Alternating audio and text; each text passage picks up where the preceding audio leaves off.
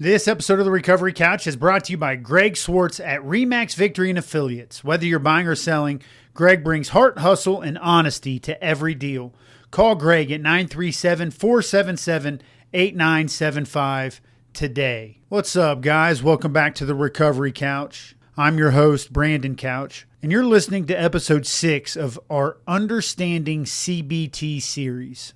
Last time we talked about cognitive distortions, those sneaky, negative thinking patterns that twist our perception of reality. So today we're going to talk about what to do when those thoughts show up. Because it's one thing to notice a distorted thought, it's another to challenge it, and it's even better to reframe it. This is where the real work of CBT happens and where lasting change begins. So let's start with this truth. You don't have to believe everything your mind thinks. Just because a thought is loud, just because it's been around for years, doesn't make it true. CBT teaches us to slow down and examine our thoughts with curiosity instead of judgment, to step back and ask ourselves, is this thought accurate? What evidence do I have for this thought and against this thought? And is this thought helping me or is this thought hurting me? Let's take an example. Let's say, for instance, you think,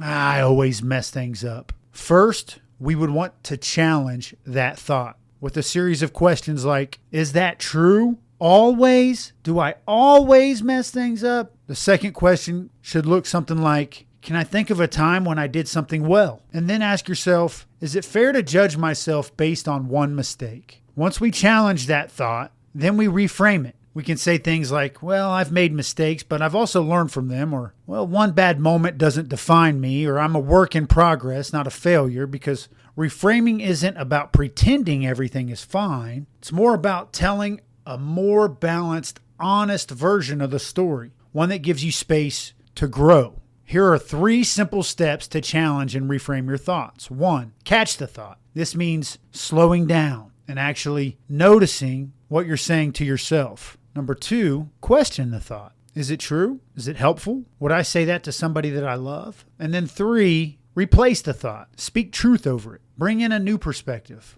One that reflects grace and growth and reality. It might feel clunky at first. You won't get it perfect every single time. But every time you practice this, you're rewiring your brain, your neurological pathways, biological. You're breaking old habits of fear, shame, and negativity and replacing them with clarity and truth. That's what transformation looks like. When Paul writes in Romans chapter 12, verse 2, be transformed by the renewing of your mind, that's not a one-time event. It's a daily, moment-by-moment process, and you're doing it one thought at a time. This is the Recovery Couch. I'm your host, Brandon Couch. I want to thank you for listening to episode 6 of Understanding CBT. In our next episode, we'll talk about behavioral activation, how your actions can shift your emotions even when your thoughts are stuck. Until then, remember, every time you challenge a lie and choose truth, you're reclaiming your mind, your peace, and your purpose.